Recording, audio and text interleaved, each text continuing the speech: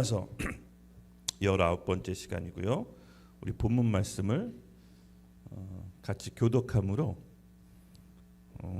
예배를 시작하도록 하겠습니다. 오늘 본문 말씀은요.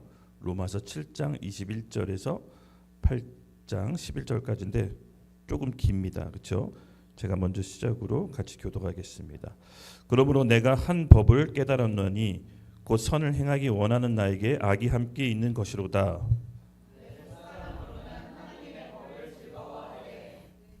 내 지체 속에서 다른 한 법이 내 마음의 법과 싸워 내 지체 속에 있는 죄의 법으로 나를 사로잡는 것을 보는도다.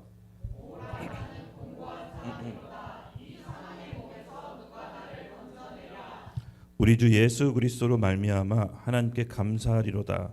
그런즉 내 자신이 마음으로는 하나님의 법을 육신으로는 죄의 법을 섬기노라.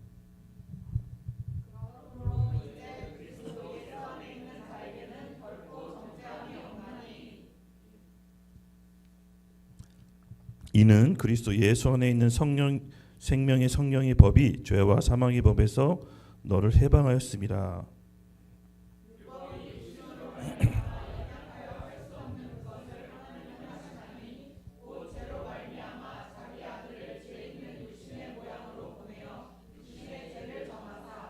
육신을 따르지 않고 그 영을 따라 행하는 우리에게 율법의 요구가 이루어지게 하려 하심이니라.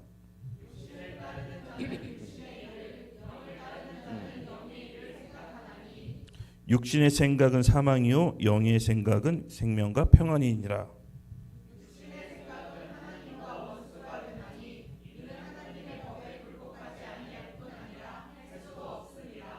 육신에 있는 자들은 하나님을 기쁘게 할 수 없느니라.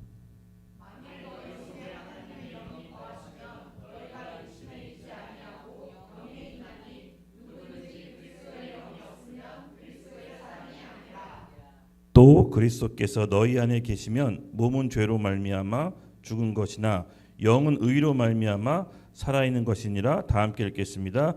예수를 죽은 자 가운데서 살리신 이의 영이 너희 안에 거하시면 그리스도 예수를 죽은 자 가운데서 살리신 이가 너희 안에 거하시는 그의 영으로 말미암아 너희 죽을 몸도 살리니라. 아멘. 오늘 말씀 주제 혹시 썸네일 한번 보여주시겠어요? 네, 우리 같이 주제 말씀 함께 읽겠습니다. 시작. 하나님의 원수 생각, 육신의 생각, 영의 생각. 네, 오늘 벌써 로마서 말씀 19번째인데요. 오늘 말씀 주제 가운데 여러분 읽어보시면 아시겠지만 하나님의 생각이 하나님의 원수가 있는데 그것이 이제 생각이라고 합니다. 즉 우리가 육신의 일을 따를지 영의 일을 따를지 그 생각이 결정한다고 합니다. 그래서 이 생각을 어떻게 하느냐에 따라서 하나님의 원수가 될 수도 있고 사단의 원수가 될 수도 있습니다. 그래서 오늘 그 생각에 대해서 한번 알아보겠습니다. 이 생각의 싸움. 바울이 오늘 딱 얘기한 것처럼 생각을 어떻게 하느냐에 따라서 우리의 싸움의 승패가 걸려 있습니다. 믿으시죠? 아멘. 그래서 본문 말씀을 제가 21절 읽으면서 제가 이제 말씀드리겠습니다. 그러므로 내가 한 법을 깨달았노니 곧 선을 행하기 원하는 나에게 악이 함께 있는 것이로다. 내 속사람으로는 하나님의 법을 즐거워하되 내 지체 속에 한 다른 법이 내 마음의 법과 싸워 내 지체 속에 있는 죄의 법으로 나를 사로잡는 것을 보는도다. 오호라 나는 공고한 사람이로다. 이 사망의 몸에서 누가 나를 건져내랴. 아멘. 지난 시간에 제가 로마서 14번째 시간이었을 거예요. 내 안에 두 사람. 그렇죠? 바울은 우리 안에 두 사람이 있다라고 얘기합니다. 이 바울의 어떻게 보면 절절한 실패를 통한 어떻게 보면 자기 고백일 수가 있는데요. 우리 안에 있는 내면의 자아가 두 개가 있는데요. 이 내면의 자아는 첨예하게 서로 대립을 한다고 합니다. 즉 바울이 표현하기로는 속사람과 겉사람, 새 사람과 옛사람, 육에 속한 사람, 영에 속한 사람.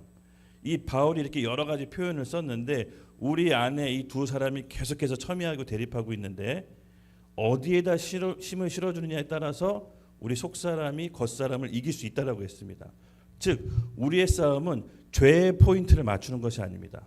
그러니까 죄를 짓지 않기 위해 노력하는 것이 아니라 내 안에 있는 속사람을 강화시켜서 겉사람을 덮을 수 있도록 강화시키는 것입니다. 만약에 죄를 안 지으려고 그 죄에 대한 포인트를 지으면요, 여러분 아시다시피 죄에 걸려 넘어질 수밖에 없습니다. 그렇죠? 우리 육신, 즉 우리 생각하고 감정하고 의지는 죄화되었다라는 게 성경의 기본적인 말씀입니다. 그래서 이미 죄화되었기 때문에 우리가 선택하는 게 내 마음으로는 하나님을 선택하고 싶지만 육신이 나약해서 계속해서 죄를 선택한다고 합니다. 그래서 죄에 대해서 싸우려고 이기려고 하는 것이 아니라 그 죄와 나를 분리시켜서 내 안에 있는 속사람, 영에 속한 사람을 강화시킬 때 겉사람을 지배하고 정복할 수 있다는 게 바울의 싸움의 포인트였습니다. 즉 속사람이 구체적으로 어떻게 해서 싸워서 이기느냐, 내 생각, 감정, 의지를 하나님의 말씀에 순종할 때, 이것이 십자가에 통과한다고 했죠. 십자가를 통과할 때 내 속사람이 강화된다고 했습니다. 그렇게 해서 속사람이 강화되면 우리 죄된 육신을 다스릴 수 있습니다. 영은 질서가 있다고 했죠. 근데 영은 내가 영향을 주지 못하면 영향을 받습니다. 예전에 한 10년도 훨씬 더 된 이야기인데, 제가 이 신천지 목사님하고 토론을 한 적이 있었어요. 우리 집사람이 이제 홈플러스 갔다가 신천지 목사님이 우리 집사람에게 복음 전단지를 저한테 갖고 왔는데 뭐야 이거? 근데 막 설명하길래 이거 신천지잖아. 그래서 전화가 왔어요. 그래서 만나자고 하는 거예요. 와, 어떡하지? 그래서 저도 제 단짝, 그때 교회 다니는 형님이 있었는데 데리고 나오고, 신천지 목사님도 그 아줌마, 우리 서영 사모에게 전단지 줬던 아줌마를 데리고 나와서 2대1 배틀, 2대1 공개 토론, 뭐 공개 토론 아니면 2대2로. 그래서 내가 기도를 엄청 했죠. 지금 제가 사정을 말씀드리면, 기훈이가 그저께 벨트를 사왔는데 벨트가 허리를 너무 조여가지고 숨이 가쁜데 이해해 주실 거죠? 벨트를 교체하든지 해야지. 예. 살을 할렐루야. 그래서 배가 굉장히 쪼여옵니다. 네. 그래서 그 신천지 배틀, 그 신천지 목사님하고 하다가 딱 저는 그때 영의 속성을 알았어요. 어떤 속성이었냐면, 내가 그 신천지 목사 영향력을 주지 못하면 내가 영향 받겠더라고요. 그래서 같이 간 형하고, 형 우리 이거 지금 잘하는 걸까? 형 우리 지금 잘하는 거야? 그랬더니 몰라, 이미 해보자. 그래서 안 되면 우겨 그래가지고 했는데요. 서로 알고 있는 막 교리를 막 하다가 어떤 부분에 있어서 그쪽이 좀 실수했어요. 말하지 말아야 될 거를 말해버렸어요. 그러니까 둘이 막 하다가 신천지 결국 재림 예수가 이만희잖아 막 이렇게 하다가 이만희가 어떻게 재림 예수가 될 수 있어요? 하더니 그거 지금 얘기하면 어떻게 하면서 둘이 막 싸우더라고요. 그래서 판이 깨졌어요. 우리가 이겼어, 어처구니없이. 근데 제가 이제 그걸 하고 돌아오면서 느낀 게 뭐냐면은, 영은요, 여러분 진짜로요, 영향 주지 못하면 영향 받아요. 그래서 영은 질서가 있거든요. 그래서 오늘 얘기하는 것도 영혼 육의 질서가 있어요. 영은 혼을 컨트롤하고 혼은 육을 컨트롤해요. 그래서 영을 어떻게 강화시키느냐가 굉장히 중요해요. 그 오늘 말씀해 주제듯이 이 생각이 하나님의 원수가 될 수도 있고요, 사탄의 원수가 될 수도 있어요. 그래서 이 영을 강화시키는 거는 내 안에 말씀과 기도, 이것이 두 개가 장착이 되어 있어야 돼요.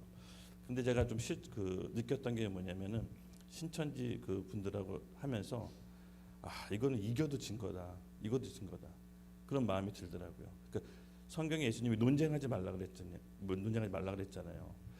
어쨌든 그분들이 사단이라서 대화가 파장이 났지만, 마음 한편으로는 평안이나 생명이 있는 게 아니라 되게 안 좋더라고요.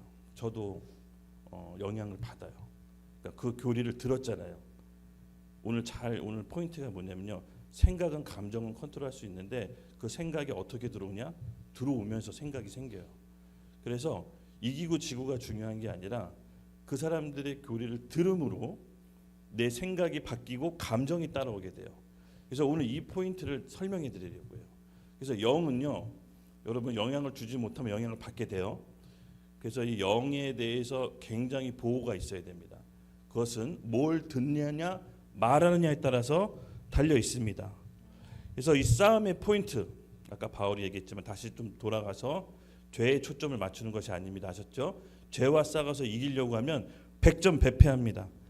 우리는 죄와 싸워서 이길 수가 없습니다. 내 안에 있는 영, 속사람을 강화시키는 건데, 그 영의 속사람을 강화시키는 것이 결국 하나님의 말씀을 순종할 때 내 안에 있는 속사람이 강화돼서 겉사람을 지배하게 됩니다. 이해되셨죠? 그래서 그 말씀을 듣고 순종하는 것이 십자가를 통과하는 것이라고 얘기했습니다. 그래서 지금 로마서 5, 6, 7, 8장까지는 계속 반복되는 얘기를 하고 있습니다. 왜냐하면 이게 너무 중요합니다. 여러분 이제 우리가 로마서 5, 6, 7, 8장을 딱 듣잖아요. 그러면 우리 안에 분별력이 생깁니다. 제가 확신할 수 있는 것은 제가 보니까 한 그 로마서 14장부터 14편부터요. 반복해서 한번 영상을 들어보세요. 듣다 보면은 알게 됩니다.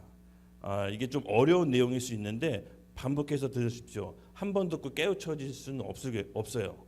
그래서 이걸 듣다 보면은 이게 어떤 게 영의 일이고 어떤 게 내 생각이었고 어떤 게 사단이 심어준 생각이었는지 조금씩 분별할 수 있게 됩니다.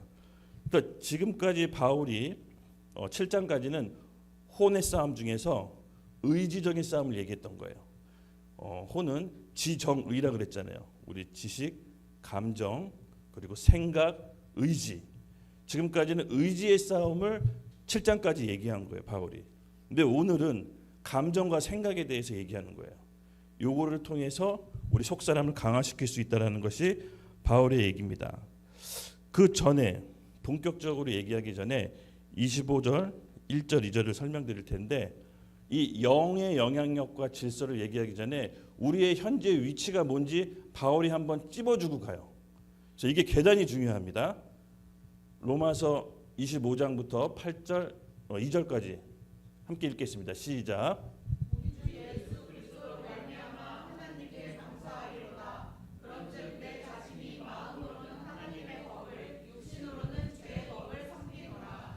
그러므로 이제 그리스도 예수 안에 있는 자에게 결코 정죄함이 없나니 이는 그리스도 예수 안에 있는 생명의 성령의 법이 죄와 사망의 법에서 너를 해방하였습니다. 아멘. 내 마음으로는 하나님 법을 따르고 싶은데 정작 이 육신은 다른 법을 따르고 있다. 이게 바울의 절절한 고백이죠. 그리고 그 다음, 그러므로 이제 예수 그리스도 안에 있는 자는 결코 정죄함이 없나니, 분위기가 싹 바뀝니다. 예수 안에 그리스도 안에 있으면 정죄함이 없다고 합니다. 근데 그것이 어떤 법이냐? 그리스도 예수 안에 있는 생명의 성령의 법이 죄와 사망의 법에서 너희를 해방하였습니다. 조금 구체적으로 좀 실감나게 표현하고 싶어서 우리 잠깐 미안한데 정말 미안한데 용백 형제하고 명은 형제 잠깐만 나와주세요. 네, 오늘 이 부분은 제가 말로 설명하기보다도 좀 샘플이 필요할 것 같습니다. 우리 두 형제, 여기 지금 두 형제, 되게 건실한 형제들이 보입니다. 그렇죠? 네, 우리 교회 에이스들인데 굉장히 멋있고 잘생겼습니다. 제가 예를 들어보겠습니다. 이 죄와 사망의 법과 생명의 성령의 법이 어떻게 작용하는지 우리 용백 형제가 예를 들어서 군함, 나라를 지키는 군함에 있다고 탄다고 생각해 봅시다. 군함의 선원이 되겠죠? 네, 우리 이쪽에 명원 형제가 해적선의 선원이라고 생각해 봅시다. 해적선을 탄 선원입니다. 보기엔 굉장히 착해 보이는데 사실은 해적인 것입니다. 네, 이미지하다. 보기에 굉장히 나라를 지킬 것 같지 않은데 어쨌든 군함에 타 있어요. 우연치 않게. 네, 바로 이쪽이 생명과 성령의 법이라고 가정해 보고 이쪽이 죄와 사망의 법이라고 가정해 봅시다. 네, 이쪽이 죄와 사망의 법 안에서 해적선을 탄 선원인데 이 선원이 정말 착합니다. 바르고 착하고 일 열심히 합니다. 해적선 안에서 누구보다도 봉사 열심히 하고 누구보다도 착하고 누구보다도 성실하게 일합니다. 근데 이 사람은요, 성실하게 일하고 착하게 하고 열심히 하면 할수록 더 큰 죄를 짓는 겁니다. 왜? 해적 선장을 도왔을 뿐입니다. 이 배 안에 있는 한 무슨 일을 하건 착하건 봉사하건 열심히 일해도 해적 선장을 도왔을 뿐입니다. 그렇죠? 네, 이것이 죄와 사망의 법. 근데 생명과 성령의 법 약간 허술해 보이고 실수도 많고 하는 일마다 약간 좀 실수고, 그러니까 군함의 도움이 좀 안 돼요. 맨날 함장님한테 혼나고 기합받고. 근데 군함에 있는 것만으로도 나라에 돌아왔을 때 큰 환영과 빵빠레와 축하 근학대를 받습니다. 왜요? 군함에 있었기 때문에. 좀 허술해 보이고 못해 보이고 실수가 많지만 군함에 존재하는 이유만으로 국가에 대한 환영과 혜택을 받습니다. 군함에 있으니까. 실제로 저는 이제 해군을 나와서 군함이 작전을 하고 입항할 때 모습을 봤는데 온 가족과 군악대가 와서 환영해 봅니다. 그 군함 안에 있는 그 병사들은, 수병들은 피곤에 지쳐서 쩔어 있는데 어쨌든 환영을 받아요. 예. 여러분, 영적인 원리도 똑같습니다. 예. 우리가 어느 소속에 있느냐에 따라서 완전히 운명이 갈립니다. 바울이 하나님의 원수 되기 위한 생각을 설명하기 전에 우리의 신분의 위치를 먼저 설명하는 거예요. 거기서부터 시작해야 된다는 거예요.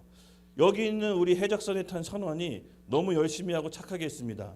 해적 선장을 도왔죠. 해적지를 더 도왔습니다. 여기 있으면요, 숨만 쉬는 것도 죄예요. 하는 모든 일가가 다 죄예요. 왜? 해적선을 벗어나지 않는 이상. 근데 여기는 잘못하고 억울하고 뭐 하여튼 좀 찌질해도 상 받아요. 왜? 군함에 있었으니까. 이게 영적인 소속의 원리입니다. 우리가 죄와 사망의 법이 아니라 생명과 성령의 법에 소속된 것만으로도 예수 그리스도의 축복을 받는 것입니다. 그래서 죄의 한 건 한 건에 대해서 너무 집착하지 마세요. 우리 소속은 이미 다른 사람하고 달라진 거예요. 생명과 성령의 법으로 예수님이 우리를 바라보는 겁니다. 아셨죠? 그래서 우리 소속이 어딘가가 정말 중요합니다. 그리고 소속의 인식, 내가 생명과 성령의 법, 그리스도 예수 안에 있지, 요 확실한 인식으로 다음 구절 넘어갈게요. 고생하셨습니다. 박수 한번 주십시오. 그래서 영적인 소속을 우리가 좀 확실히 짚고 넘어갔습니다. 그래서 3절에서 4절을 제가 읽겠습니다. 율법이 육신으로 말미암아 연약하여 할 수 없는 그것을 하나님은 하시나니 곧 죄로 말미암아 자기 아들을 죄 있는 육신의 모양으로 보내어 육신에게 죄를 정하사 육신을 따르지 않고 그의 영을 따라 행하는 우리에게 율법의 요구가 이루어지게 하려 하심이라. 아멘.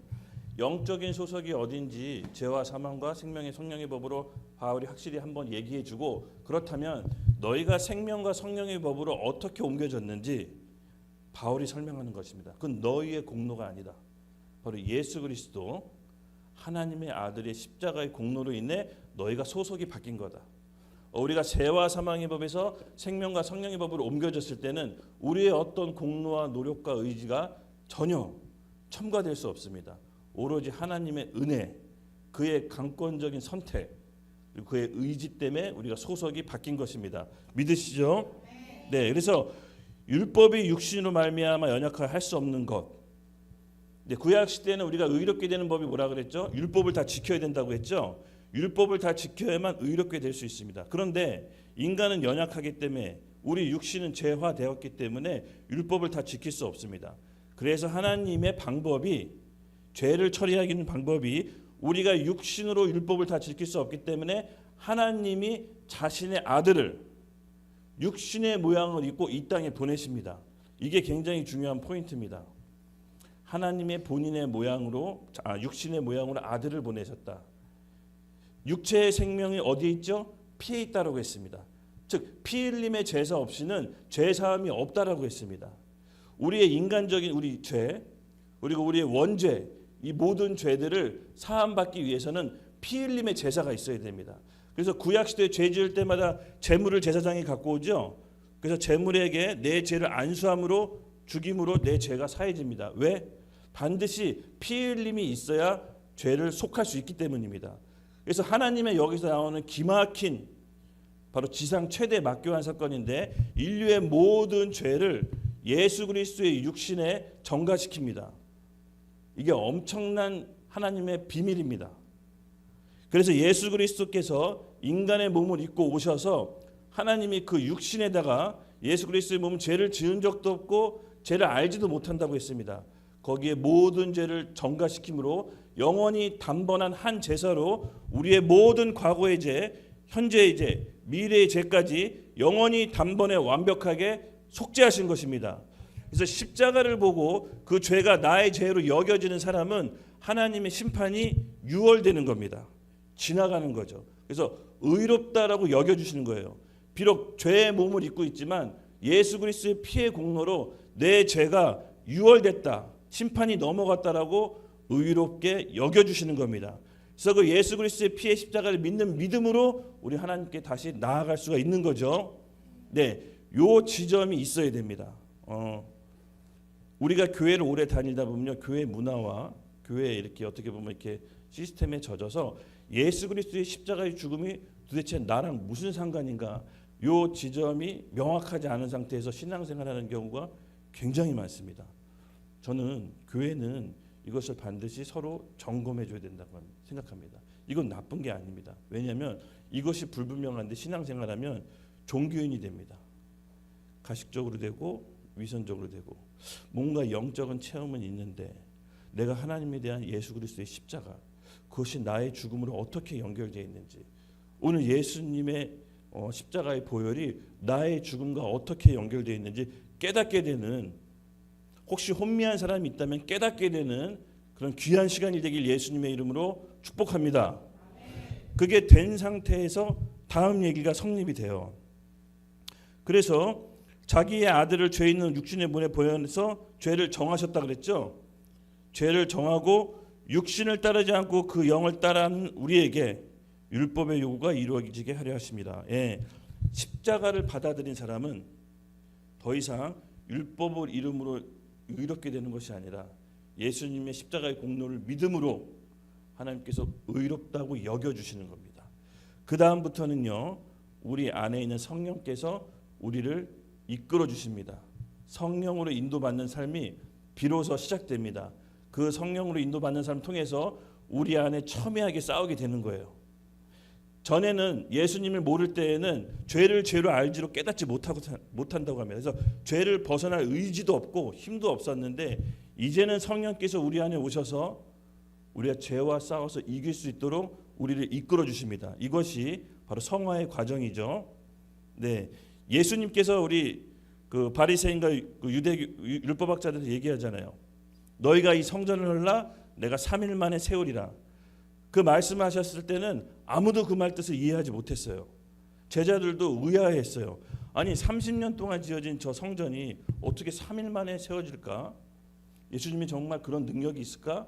육신의 눈으로만 봤어요. 근데 예수님이 십자가에서 죽고 부활하심으로 저 성전이 예수님의 몸을 말하는 거구나라고 뒤늦게 깨닫다고 성경에 나와 있어요. 그렇죠? 예수님 십자가에 죽고 부활하심으로 약속의 성령을 우리에게 주셨죠. 그래서 예수님을 믿는 사람들은 그 약속의 성령이 우리 가운데 오셔서 우리를 이끌어 주십니다. 그래서 내가 영을 따라 살지 육을 따라 살지 하나님의 원수로 살지 사단의 원수로 살지 내 생각의 포인트, 이 지점에 달려있다는 겁니다. 생각을 어떻게 먹느냐에 따라서 결정됩니다. 그래서 오늘 계단이 중요합니다. 그렇죠? 생각을 바르게 가지셔야 됩니다. 저도 이 지점에서 늘 져요. 이게 굉장히 교묘해요. 진짜 교묘해요. 제가 어디서부터 교묘한지를 다음 구절을 놓고 설명해 드리겠습니다. 예, 본격적으로 이제 5절, 6절 제가 말씀드리겠습니다. 5절 읽겠습니다. 육신을 따르는 자는 육신의 일을, 영을 따르는 자는 영의 일을 생각하나니 육신의 생각은 사망이요 영의 생각은 생명과 평안이니라. 아멘. 이제 본론이 나옵니다. 육신에 따르는 자는 육신의 일을, 영을 따르는 자는 영의 일을 생각한다고 합니다. 즉 육신을 따르는 자, 영을 따르는 자, 그 사람들의 어디에서부터 포인트가 시작된다고요? 생각. 예, 생각을 어떻게 하느냐에 따라서 육신을 따를지 영을 따를지 결정된다고 합니다. 그래서 육신에 따라서 우리가 가다가 생각을 어떻게 먹느냐에 따라서 영을 따라갈 수도 있고요. 영을 따라가다가 반대로 생각을 어떻게 하냐에 따라서 육을 쫓아갈 수도 있습니다. 이게 혼재돼 있어요. 그래서 그때 당시는 내가 영을 쫓아 사는 것 같은데 육을 따라가는 걸 수도 있어요. 과정 중에는 나타나지 않아요. 또 반면에 저 사람 육을 따라가는데 그게 아닐 수도 있어요. 영을 쫓아갈 수도 있어요. 과정 중에서 몰라요. 이것이 굉장히 중요한 포인트인데요. 그런데 어떻게 알 수 있냐? 저 사람이 육을 따라갔는지 영을 따라갔는지 어떻게 알 수 있느냐? 6절에 나와 있어요.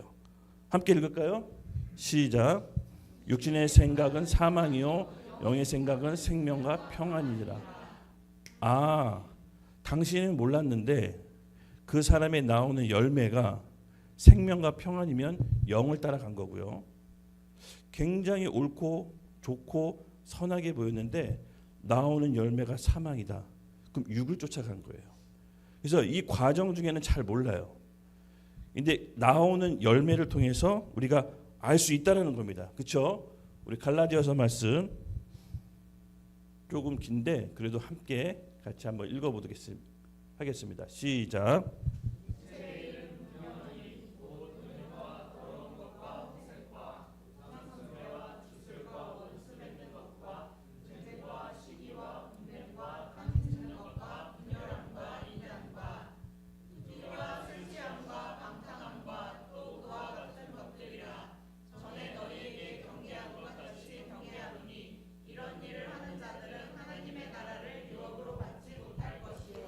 오직 성령의 열매는 사랑과 희락과 화평과 오래 참음과 자비와 영성과 충성과 온유와 절제니 이 같은 것을 금지할 법이 없느니라.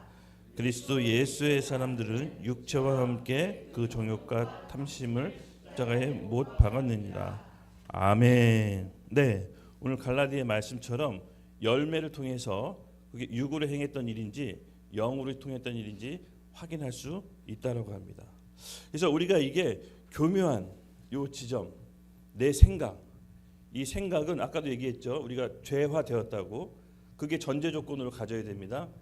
내 생각이 옳다, 내 생각이 맞다라고 하면은 분별할 수가 없어요. 내 생각이 언제든 틀릴 수 있고 내 생각은 죄화되었다라는 게 성경적인 기본적인 베이스입니다. 그래서 우리 안에 열매를 통해서 영으로 한지 육으로 한지 판단할 수 있다라고 합니다. 그래서 우리 안에 열매가 보인다. 그렇죠? 뭔가 잘하는 것 같은데 열매가 안 좋아. 그러면 그 사람에게 직언해야 될까요? 교회는 교회 절차가 있습니다. 네, 교회는 교회 절차. 먼저 기도하는 겁니다. 네, 기도하는 겁니다. 직언하기 전에 기도하는 겁니다. 우리 안에 제가 아까 우리 신천지 그 토론했다고 했잖아요. 제가 느꼈던 게 기도하고 갔었어야 되는데 해야 될지 말아야 될지 기도하고 가는 게 우선이었는데 그냥 막 그 혈기에 갔어요. 다 없애버릴 거야 이러면서. 근데 이겨도 진 거예요. 같이 우리 팀도 같이 했던 형도 영적으로 타격을 받았어요. 우리는 의롭게 해서 한 행동인데 그 열매가 좋지 못하면 여러분 그것은 영을 따라 한 것이 아니라 육을 따라 내 생각대로 간 것입니다. 우리는 그 일상이 너무 많아요. 이게 너무 많아요. 이게 혼재돼 있어요. 나는 분명히 영을 따라 했는데 왜 이렇게 벌어지지? 잘 생각해 보세요. 육을 따라 한 걸 수도 있어요. 열매가 어떻게 나오냐에 따라서 알려져요. 그래서 우리가 어떤 일을 할 때 먼저는 기도하십시다. 아셨죠? 일단은 멈추고 하나님께 기도하는 거예요. 주님, 내가 만약에 이게 육으로 가는 거라면 멈추게 해주시고 말씀해 주십시오. 순종하겠습니다. 그 순종하겠다는 마음을 하나님께 드려야 돼요. 그때 하나님께서 조명해 주세요. 그렇죠? 그래서 우리가 기도하고 기도하지 않을 때는 엄청난 차이가 있습니다. 다른 사람에게 얘기해 줄 때도요. 저도 이제 삶에서 많이 느꼈는데 기도하고 얘기하는 거랑 기도하지 않고 내 옳음을 얘기하는 거랑 결과가 완전히 달라집니다. 우리 그 춘추 전국 시대 잠깐 얘기 들어보면 인준아 좀 힘을 내고 춘추 전국 시대 위나라의 그 왕과 신하의 관계를 잘 설명한 아주 재미있는 얘기가 있는데 여도지의 죄 혹시 들어봤어요? 여도지의 죄. 먹다 남은 복숭아의 죄라는 뜻인데 신하하고 왕이 서로 복숭아를 먹던 거를 나눠주면서 엄청나게 친밀한 사이였어요. 왕도 신하를 사랑하고 신하도 왕을 사랑해서 서로 먹던 복숭아까지 나눠주는 사이였어요. 그 신하가 원하면 왕의 가마도 보내주고 그렇게 너무 친밀하고 너무 하나 같고 너무 사랑스러운데 이 신하가 한 번 직언을 했어요. 왕한테. 근데 그 직언 때문에 목베임 당했어요. 이게 뭐냐면요. 말을 어떻게 하느냐에 따라서 왕이 분노하고 그동안 함께했던 친밀함이 다 뒤엎어질 수 있어요. 그러니까 호감이 있는 상태에서 직원은 말 한마디에 천냥빚을 얻지만 호감이 사라진 상태에서 직원은 그 칼날이 본인한테 돌아와요. 그래서 직원하거나 1대1로 말할 때 반드시 기도하셔야 돼. 아셨죠? 기도하고 영에 따라 인도함 받고 직언을 해야 된다 그러면 겸손히 정말 겸손히 하나님의 사랑을 담아서 직언해 주셔야 돼요. 근데 직언할 때가 있긴 있어야 돼요. 직언하지 말라는 말이 아니라 충분히 기도하시고 이 여도주의 죄는요. 우리에게 뭘 가르쳐주면요. 그렇게 사랑하고 친밀했던 사이가 어떤 말을 듣느냐에 따라서 생각이 바뀌고 감정이 달라져요. 행동이 달라져요. 그 군왕과 신하가 원래는 굉장히 친밀했거든요. 왕이 모든 걸 내줄 것 같이 사랑했는데 말 한마디 잘못했다고 모든 칼날이 돌아와요. 인간은 충분히 그럴 수 있는 존재예요. 우리 관계, 사람과의 관계, 직장과의 관계, 가족과의 관계도 모든 게 말 한마디에 한순간에 달라질 수가 있어요. 왜? 생각은 말의 통제를 받고요. 또 감정의 생각의 통제를 받습니다. 그래서 뭘 두고 보느냐가 여러분 굉장히 중요해요. 생각이 바뀌게 돼요.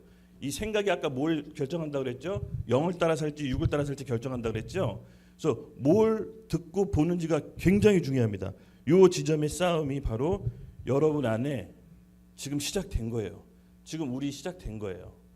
이것을 실체를 밝히는 것은요. 바울의 경험담을 통해서 밝히는 거긴 하지만 오늘 우리가 바울이 2000년 전에 얘기한 걸 우리 교회에서 지금 얘기하는 것은 우리 교회가 필요하기 때문에 그래요. 그렇죠? 그래서 말할 일이 있거나 내가 어떻게 할 때 반드시 기도하시고 멈추시고 기도하시고 하나님께 인도받아서 한 말은 말 한마디에 천냥빚을 갚게 됩니다.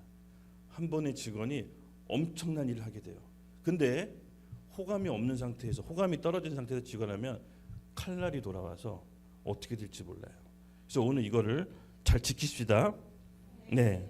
그래서 7절 제가 읽겠습니다. 육신의 생각은 하나님과 원수가 되나니 이는 하나님의 법에 굴복하지 아니할 뿐 아니라 할 수도 없느니라. 네. 육신의 생각이 하나님의 원수가 된답니다. 본인의 의도는 상관없이 본인의 의도랑 전혀 상관없이 하나님의 인도함 받아 생각했던 것이 하나님의 원수가 될 수 있다라고 합니다. 그리고 하나님의 법에 굴복하지 않는다. 중요한 포인트입니다. 본인은 의롭게 했는데 말씀에 굴복하지 않는다. 영으로 인도받는 게 아닐 수가 있어요. 말씀에 굴복하지 않는다. 여러분 육신의 생각의 특징이 뭐냐면요. 결국은 하나님의 말씀에 굴복하지 않아요. 자기 고집이 나와요. 고집은 지난번에 한번 얘기했죠. 고집이 언제 나오냐고? 의지가 박약할 때. 사실은 의지가 박약할 때 나오는 게 고집이에요. 옛날에 우리 어른들이 이렇게 얘기하자면 그래도 한 고집해야 사회에서 성공할 수 있다. 근데 어떻게 보면 성경적으로 봤을 때는 그 고집은 나쁜 거예요. 안 좋은 거예요. 의지가 박약한 사람들이 고집이 올라와요. 누가 봐도 아닌데 본인은 맞다라고 그래요. 이제 고집일 수가 있거든요. 근데 의지는 성경적인 말에서 하나님을 선택할 수 있는 힘이에요. 힘. 이게 성경적인 의미에서 의지예요. 그러니까 내가 제 가운데 육을 선택하지 않고 성령으로 선택할 수 있는 이 힘이 있는데 그 힘이 바로 의지라는 거예요. 성경적인 의미에서. 그래서 이 의지를 어떻게 강화시키느냐? 하나님의 말씀에 순종할 때 하나님을 선택할 수 있는 힘, 의지가 강화돼요.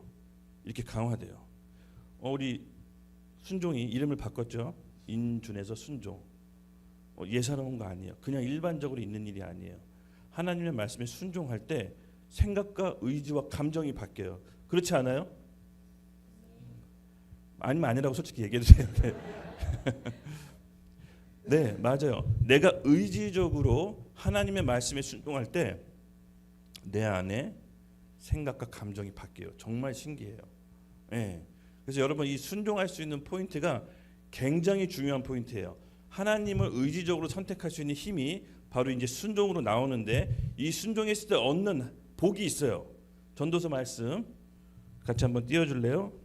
2장 26절 한번 읽겠습니다. 시작.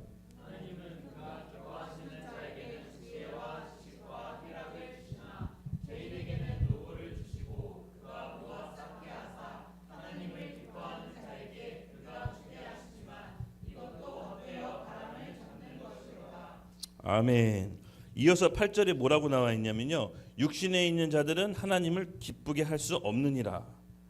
육으로 선택하는 건 하나님을 기쁘게 할 수 없다고 하는데 영으로 선택하는 건 하나님을 기쁘게 한다고 합니다.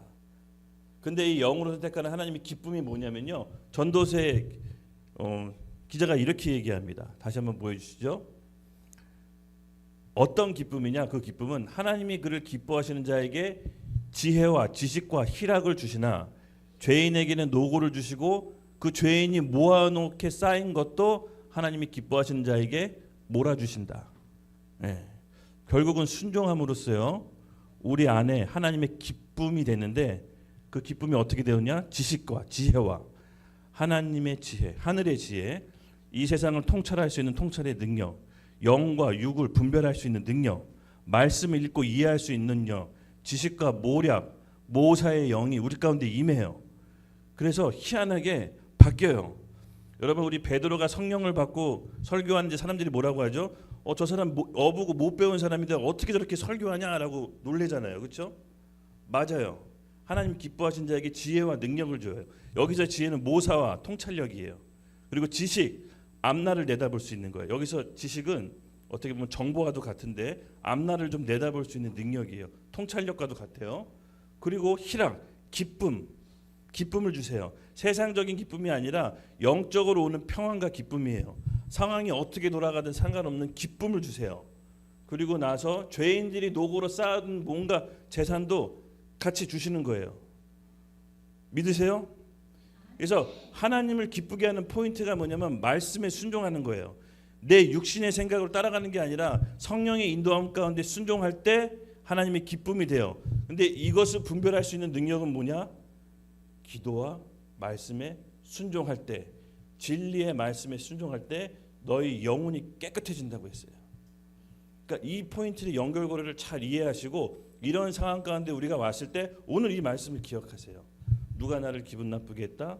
누가 나를 감정을 좀 쳤다. 거기에 딸려가지 마시고 그 사람과 죄를 구분시켜서 지금 저 사람이 하는 게 아니라 저 사람에 있는 악한 영이 하는 거지라고 사람과 죄를 분리시키셔야 돼. 아셨죠? 네, 그 사람이 하는 게 아닙니다. 우리의 싸움은 혈과 육에 속한 것이 아니라고 했기 때문에 그런 분별할 수 있는 능력과 지혜가 우리 가운데 있고 알고 실전에서 그렇게 벌어졌을 때 적용할 수 있는 힘을 키우기 위해서는 말씀에 순종하는 법을 배우셔야 돼. 일단 해봐야 돼. 처음엔 안 되죠. 조금씩 하면 됩니다. 저도 다 이렇게 얘기해놓고 다 하는 거 아니에요. 근데 조금씩 할 수 있습니다. 우리의 싸움의 포인트 지점은 뭐라고 했죠? 죄를 안 짓는 게 아니라 죄를 지어서 넘어져도 오늘은 내가 10번 졌지만 내일은 9번 질 거고 그 다음은 7번 질 거고 다음은 5대 5고 다음은 내가 6번 이길 거고 7번 이길 거고 이렇게 점차 변화되어가는 과정이 있는 거지 단번에 모든 걸 이루려고 하시면 안 됩니다. 그렇죠? 이룰 수도 없고 이룰 만한 우리 능력도 없고 그렇지만 바울의 중요한 결론은 성령이 우리 가운데 거하시면 승리의 길로 조금씩 이끌어 주신다라는 게 바울의 고백이 이따가 나올 겁니다. 믿으시죠? 아멘. 그래서 이 생각을요, 여러분 잘 통제하십시오. 생각. 보통 사람이 잘못된 선택을 할 때 보면은 생각이 저런 생각하면 안 되는데 저렇게 마음 먹으면 안 되는데 요 지점에 있어요. 생각은 감정을 딸고 들어와요. 감정과 생각은 연결돼 있어요. 이 말은 무슨 말이냐면요. 감정도 컨트롤할 수 있어요. 나한테 오는 감정을 내가 다른 생각을 먹으면 감정도 따라 바뀌어요. 정말 신기해요. 그러면 생각이 들어오는 걸 어떻게 막아요? 이렇게 얘기할 수 있죠. 알려드릴게요. 말로 생각을 바꿀 수 있어요. 내가 무슨 말을 하냐에 따라서 생각이 전환이 일어나고 감정도 따라와요. 저기 책에 보면은 말은 답을 알고 있다라는 책이 있어요. 나중에 한번 읽어보세요. 어떤 사람이 실험했는데 물에다 대고 축복해주는 말, 사랑해주는 말 했더니 물의 결절 조직이 바뀌어요. 둥글둥글 이쁘게. 근데 말한테 죽어, 재수 없어, 꺼져 그러면 그 물이 결절이 찡그러져요. 그리고 삐죽삐죽하게 돼요. 과학적으로 증명됐어요. 그래서 나무, 식물한테 사랑해, 네가 나의 소망이야 하고 축복대준 말 하면요, 나무가 잘 자라는데 죽어버려, 재수 없어, 계속 죽어 그러면 나무가 죽어요. 정말 신기해요. 이게 어떻게 보면 인간의 메커니즘인데 말하고 나서 생각이 바뀌고 감정이 따라와요. 여러분, 하나님이 이 세상을 창조할 때 어떻게 창조하셨죠? 말씀 먼저 선포해요. 말하고 세상이 바뀌고, 그렇죠? 나중에 감정이 뭐죠? 심히 기쁘다. 이게 하나님의 프로세스예요. 그래서 제가 우리 하나가 그러니까 계속 이렇게 어릴 때 얘기하잖아요. 아빠 나 밥 먹을래. 아빠 나 화장실 갈래. 밥 먹을래 하고 밥 먹고 화장실 갈래. 화장실 그냥 해. 왜 먼저 말을 해? 그냥 먹으면 안 되나? 화장실 간다고 얘기 안 하면 그냥 가 그랬거든요. 근데 그게 아니라 창세기에 보니까 하나님이 그렇게 하셨더라고요. 먼저 말하고 가는 거예요. 아기를 통해서도 하나님이 말씀을 알려주시네? 맞아요. 하나님은 말하고 생각하시고 감정이 바뀌어서 심히 아름다웠더라. 요 포인트 잊지 마세요. 그래서 육을 따라갈 때 생각이 바뀌지 않아요. 나 생각 도저히 못 바꾸겠어요. 전도사님 그럴 때 말 선포하십시오. 하나님의 말씀을 반대되는 말. 그럼 생각 바뀌고 감정은 따라옵니다. 이것을 우리가 컨트롤할 수 있다는 겁니다. 믿으시죠? 그래서 우리가 말씀을 듣고 말하는 거 훈련을 잘해야 됩니다. 이것은 성경의 원리예요. 우리 예배 찬양 나오실래요? 예. 이제 결론에 도달했습니다. 오늘 말씀 9, 10, 11절인데요. 같이 함께 읽겠습니다. 시작. 만일 너희 속에 하나님이 영이 거하시면 너희가 육신에 있지 아니하고 영에 있나니 누구든지 그리스도의 영이 없으면 그리스도의 사람이 아니니라. 또 그리스도께서 너희 단에 계시면 몸은 죄로 말미암아 죽은 것이나 영은 의로 말미암아 살아계신 것이니라. 예수를 죽은 자 가운데서 살리신 이의 영이 너희 안에 거하시면 그리스도 예수를 죽은 자 가운데서 살리신 이가 너희 안에 거하시는 그의 영으로 말미암아 너희 죽은 몸도 살리니라. 아멘. 맞습니다. 우리가 어디서부터 출발합니까? 우리 안에 성령님이 계시다는 걸 인식하면서부터 시작하는 겁니다. 그래서 우리가 이 영으로 인도받는다는 것은 내가 기도함으로 성령께 여쭐 때 성령께서 알려주신 겁니다. 어떻게 해야 될지 말씀으로. 그리고 그 말씀에 순종함으로 성령께서 우리를 이끌고 인도하시기 시작할 것입니다. 그럴 때 정말로 신기한 게요. 주변 사람들의 입을 통해서 하나라는 애기라는 입을 통해서 환경을 통해서 강단에 나오는 메시지를 통해서 어떤 유튜브 말씀을 통해서 하나님 성령께서 모든 수단과 채널을 이용해서 우리를 이렇게 이끌어 주세요. 근데 여기서 우리가 해야 될 몫이 있습니다. 그게 뭐라고요? 보고 듣는 거는 본인이 붙잡은 거예요. 네. 생각이 들어오는 건 막을 수는 없지만 그 생각에 꽈리를 틀게 한 것은 본인의 선택이에요. 그래서 우리가 하나님의 의지를 발동해야 돼요. 우리 안에 있는 하나님의 의지, 말씀에 순종할 때 그 의지가 점점 강화되는 것입니다. 그래서 오늘 우리 안에 있는 우리 하나님의 말씀 앞에 우리가 순종할 수 있도록 먼저는 기도의 자리에 나갑시다.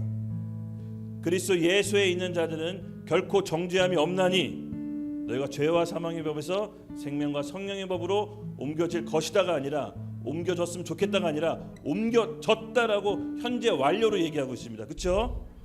우리는 그런 상태인 것입니다. 그래서 영으로 인도받을 수 있습니다. 우리 하나님 앞에 오늘부터 지난 과거 일 싹 접고 이 말씀에 의지해서 새로 나갑시다. 계절이 바뀌었습니다. 영적 시즌이 바뀌었습니다. 더 이상 생각에 굴복하지 맙시다. 생각이 지지 맙시다. 생각도요 올바른 게 아닐 수가 있어요. 오직 하나님 말씀만이 선이십니다. 그 말씀에 우리 생각을 복종시키는 겁니다. 그러면 감정이 따라오게 돼 있고 하나님을 기쁨으로 순종함으로 지식과 지혜와 모략과 악이 쌓아놓은 모든 것까지 우리에게 몰아주신다고 했습니다. 이 말씀을 붙잡고 우리 하나님 앞에 나아가기 원하는 사람들은 일어나셔서 주의 이름 부르며 우리 기도하며 찬양하며 나가겠습니다. 우리 함께 주의 이름 외치겠습니다. 주여!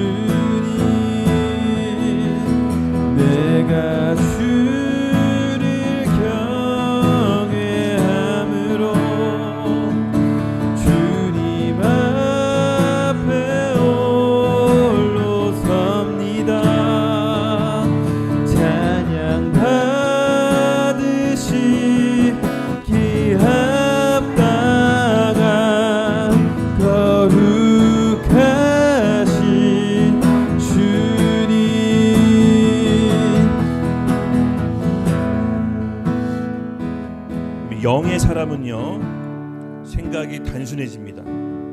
그리고 명료해집니다.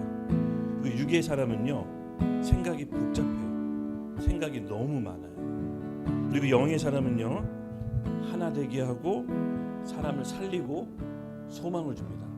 근데 육의 사람은요 사람을 가르고 옳고 그름을 판단해서 한쪽을 죽입니다. 여러분, 우리가 오늘 생각을 어떻게 하느냐에 따라서 우리의 삶이 확연히 달라지게 됩니다. 이 생각을 하나님의 말씀에 복종시킵시다. 지난 일은 다 잊어버리고 앞으로 잘하면 됩니다. 이미 지난 거 되돌릴 수 없잖아요.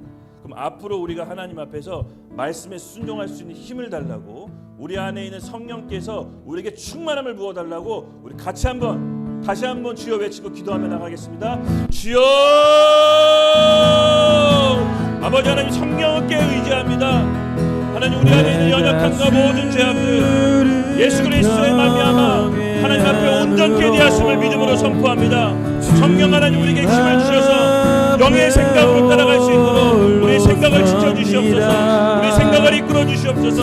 이제 더 이상 속지 않겠습니다. 다전의 생각에 속지 않고 주님의 말씀의 생각에 따라 나갈 수 있도록 우리에게 힘을 부어주시옵소서. 거룩하신 주님,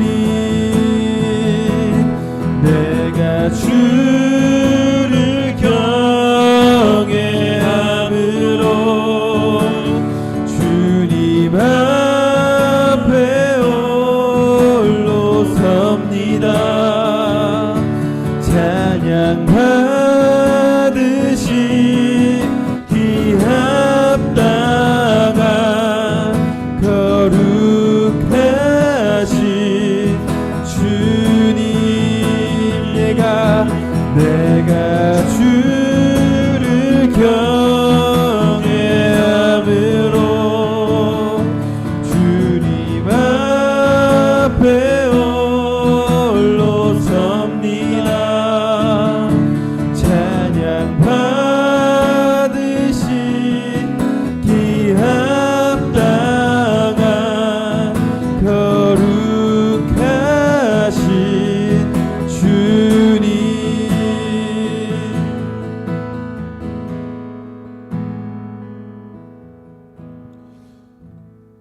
하나님 아버지, 감사합니다. 오늘 주일 예배에 참석한 모든 심령들 가운데 하나님의 말씀으로 우리의 생각을 고정하고 하나님이 우리 이 땅에 사는 동안 주어주시기 원한 그 신령한 복들을 하나도 놓치지 않고 우리 삶에 다 받을 수 있도록 하나님 축복하여 주시옵소서. 우리의 육신의 죄와 생각은 연약하오나 하나님은 완전하시기에 하나님을 쫓아 의지하는 모든 자들에게 이 세상에서 능히 이길 수 있도록 성령의 충만함을 부어주시고 앞으로 여기 계신 모든 분들에게 생각의 싸움에서 승리해서 하나님이 주시고자 하는 복들 하나도 놓치지 않도록 이끌어 주시옵소서. 감사합니다. 예수님의 이름으로 기도드렸습니다. 아멘.